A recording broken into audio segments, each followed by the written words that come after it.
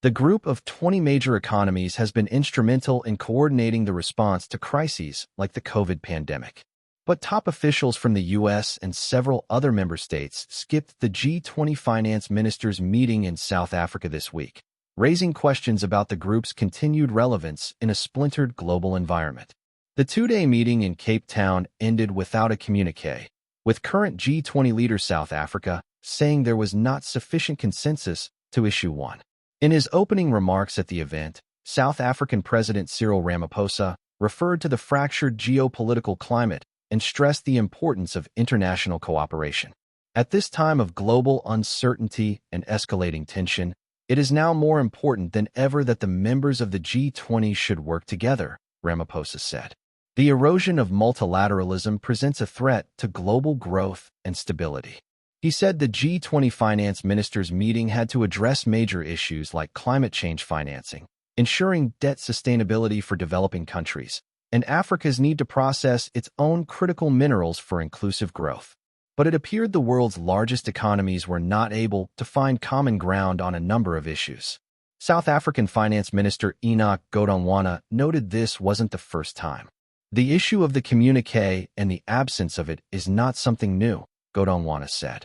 To my knowledge, since the Russia-Ukraine war, it has been difficult to find a joint communiqué. Now, new differences have emerged on a number of other topics. Climate adaptation funding was one of the areas where there was a difference of opinion, he said. The finance ministers' meeting was beset with similar problems faced by last week's G20 foreign ministers' meeting in Johannesburg, which laid bare the discord in current geopolitics. U.S. Treasury Secretary Scott Bessent skipped the event amid a spat with host country South Africa, and after the U.S. criticized the themes around climate change and solidarity, equality, and sustainability.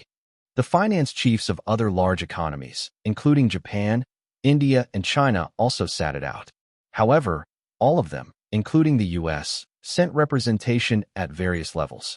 Still, the absence of some top officials underscores global divisions sparked by Russia's attack on Ukraine and the America First administration of U.S. President Donald Trump, said Professor Alex van den Heever of the University of Witwatersrand in Johannesburg.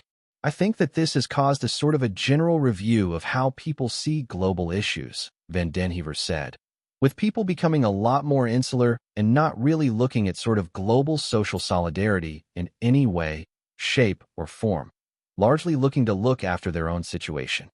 However, Britain's Chancellor of the Exchequer, Rachel Reeves, who was in Cape Town for the meeting, added to Ramaphosa's call for unity, posting on social media platform X, "Productive and successful collaboration with our international partners is front of mind, now more than ever."